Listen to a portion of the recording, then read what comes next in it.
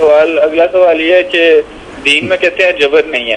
ہاں ہاں ٹھیک ہے. اب یہاں پہ میں اس کی ذرا وضاحت چاہتا ہوں کہ دیکھیں حضور صلی اللہ علیہ وسلم کی وفات کے بعد کچھ لوگوں نے زکوٰۃ دینے سے انکار کر دیا. جی جی ٹھیک ہے. تو حضرت ابوبکر نے ان کے خلاف جو ہے وہ جنگ کی.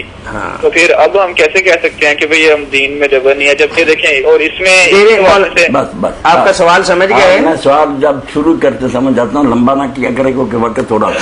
آپ یقین جانیں جتنا قرآن مجید کی اس آیت کے ساتھ لوگوں نے ظلم کیا نا کہ دین میں جبر نہیں، کسی آیت کے ساتھ ظلم نہیں کیا. اس آیت کا مذاق اڑایا گیا کہ جو دین جبر سے بھرا ہوا شروع سے آخر تک قرآن کہ چوروں کے ہاتھ کاٹ دو، زانیوں کو کوڑے مارو، ایسے مرتدوں کو قتل کرو، اور جو زکوٰۃ نہیں دیتے ان کے خلاف جنگ کرو، اس قرآن پر تو ہم لگا رہے ہیں کہ اس میں جبر نہیں، یعنی قانون جو ہے نا ہے ہی کوئی نہیں، جس کا جی چاہے کرے. یہ ہے اسلام.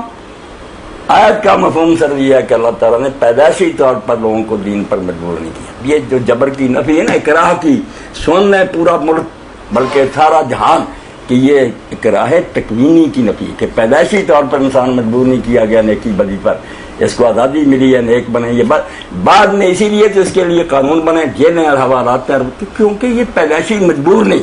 اگر مجبور ہوتا قانون بنانے کی ضرورت ہی نہیں. جیسے سورج چاند چل رہے یہ بھی چلتا رہتا، کیونکہ یہ غلط بھی چل سکتا.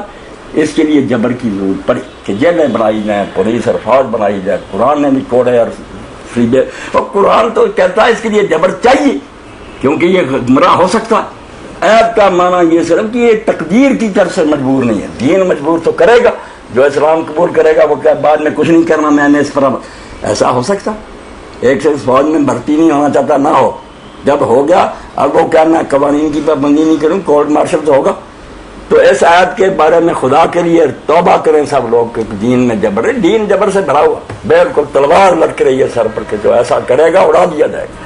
صرف یہ کہ پیدائشی طور پر دوسری چیزوں کی طرح یہ مجبور پیدا نہیں کیا. یہ مختار پیدا ہوا، اس اختیار کی وجہ سے یہ غلط راستہ بھی اختیار کر لیتا صحیح، اس لیے اس کے لیے انعام بھی ہے، سزائیں بھی.